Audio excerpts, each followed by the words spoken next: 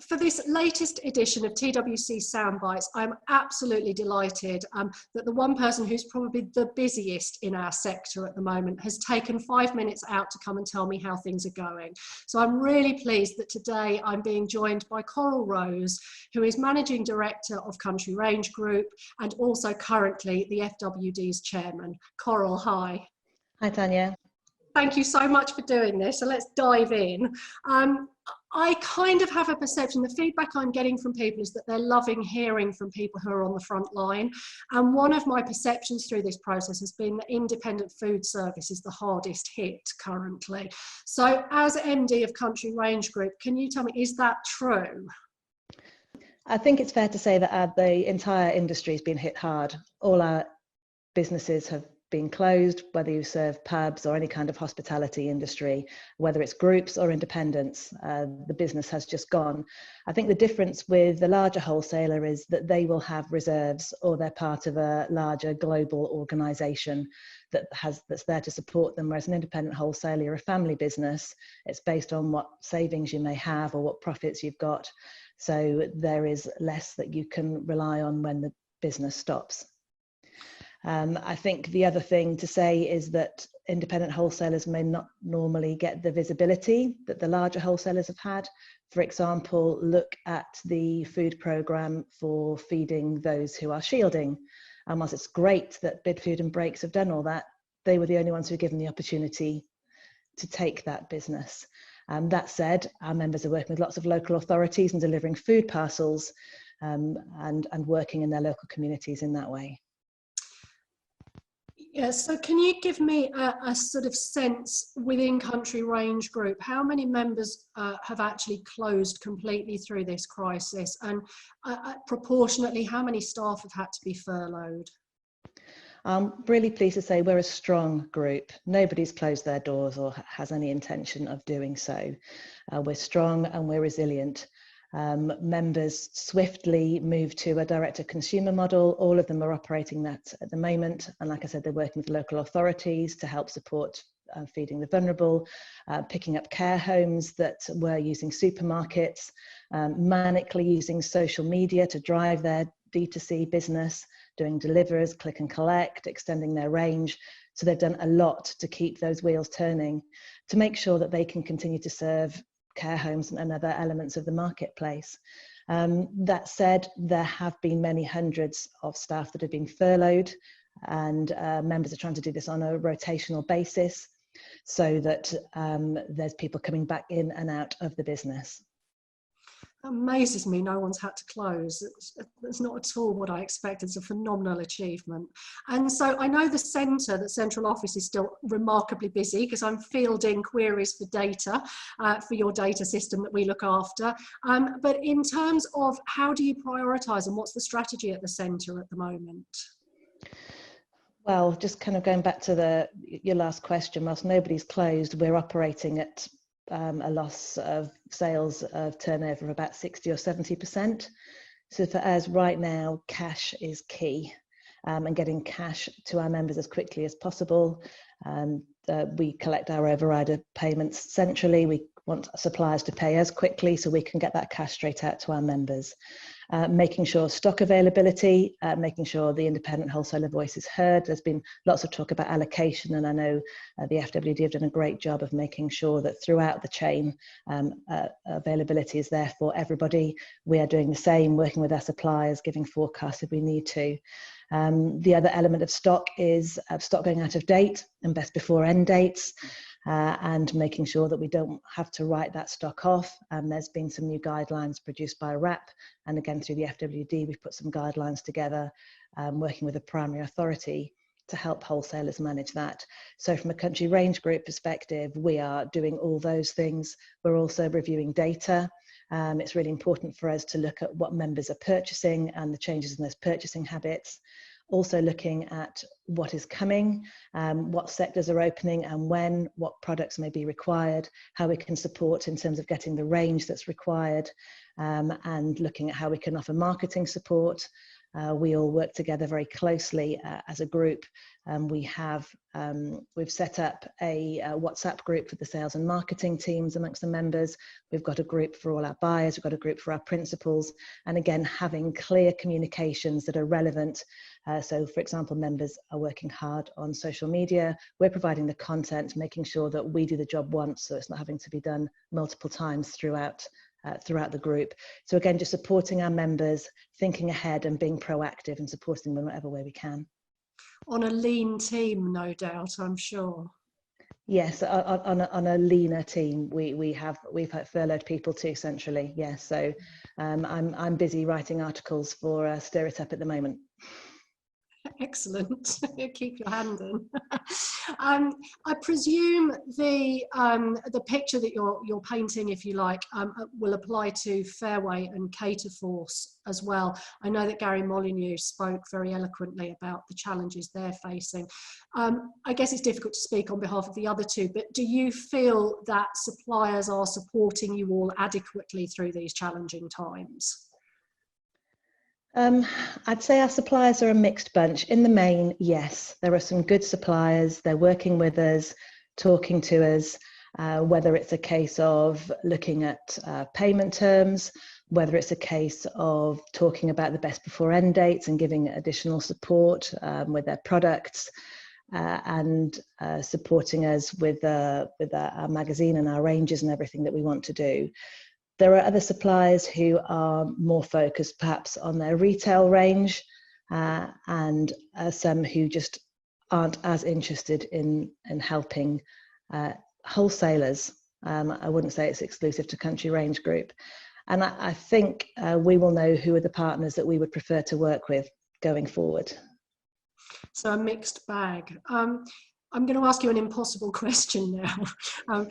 Getting your crystal ball out, how do you see independent food service shaping up for the rest of the year? Are you optimistic or pessimistic? Do you think it's going to thrive, bounce back, or actually do you think it's going to be a smaller and leaner entity out the other side of this? Right, I'll see which of my crystal balls I can select, because none of them have got the answer. But it's something that we're doing a lot of modelling around, and we're trying to see what is happening in the marketplace. It depends what opens and when. And it's also looking at the changing consumer habits. So whilst outlets may reopen, consumers may not choose to eat there. Lots of people are doing different things and discovering different foods and actually enjoying evenings in their own home with the delights of Zoom and connecting that way with people far and wide. So it has to kind of be an experience when you go out. And what kind of experience is that if somebody is serving you in full PPE? I'm not quite sure.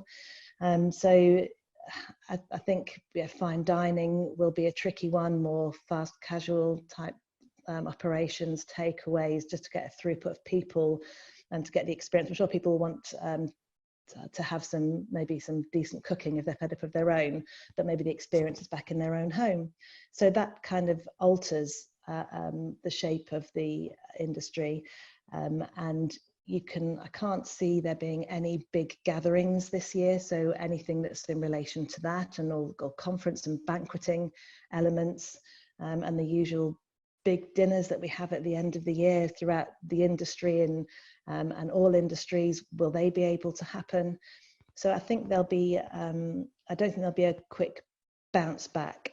I think we'll probably see elements of independence. We have to recognise there could be some big issues of bad debt around in the marketplace that we have to understand how we deal with that as an industry and support each other.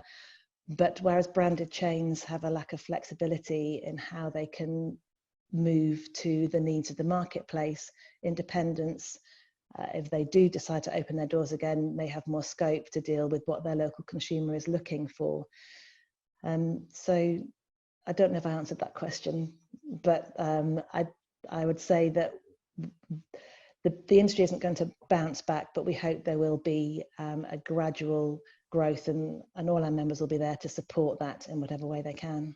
You absolutely answered it. I know it's impossible. It is like having a crystal ball at the moment, trying to work out what's going to happen. So no, I do feel like, yeah, I've got a stronger sense. Thank you.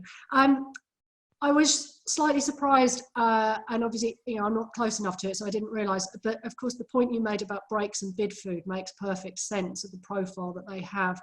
I posed a question to Andrew Selly on the Soundbites interview I did with him, where I asked about whether the danger with COVID-19 is that the big wholesalers just simply get bigger and swallow up the smaller ones, or actually just, you know, that some of the smaller ones find it's just too tough. And you know, he refuted this and said that all businesses are facing a challenge. But what would your view be? Yes, all businesses are facing a challenge, and it goes back to what I said earlier, really, is that it depends how long this goes on for and how big that pot of money is that you have to dip into to keep you going throughout this period. And when business comes back, what comes back at what rate. So the larger operations do have a higher propensity to be able to survive this than some of the independents. I think it's really important that we do have the diversity of supply for caterers. And it's not about surviving this now, it's about almost being a survival of the fittest when the industry reopens. If there's fewer outlets there, there'll be increased competition to get those and to get the business of those outlets. So it's a case of who's going to be offering the best pricing and the promotions to attack that. And it's important that suppliers are supportive for all the wholesale trades, so that nobody is at an advantage regardless of their scale, so that we do have that, you know, clear diversity of route to supply. Yes, I mean, it's certainly something wholesalers always been tremendous at, is this huge variety of size and type of wholesalers. It would be, in my view, awful to see that shift, most definitely. In terms of, I attended the FWD webinar last week, which I think I've referenced, thank you. And I think there's been huge praise across the channel that the FWD has stepped forward and created this really clear channel of communication, both across the industry and then up to government and back, which has been fantastic. So thank you for that. In terms of priorities, though, again, we're back to the crystal ball bit, I realise, because this is about what's happening over the next 6 months. But where do you feel the FWD's priorities sit at present in terms of supporting the sector? Well, firstly, I'd want to take this opportunity to say a massive thank you to James and the rest of the team at the FWD, and David for the comms, and Nikki and Martin. They're doing a fantastic job in making sure that wholesale, which was an invisible industry, is now really being recognised to the extent that he's standing up before a parliamentary tomorrow for a 2-hour grilling on what are the issues facing us and making sure that the voice of wholesale is represented.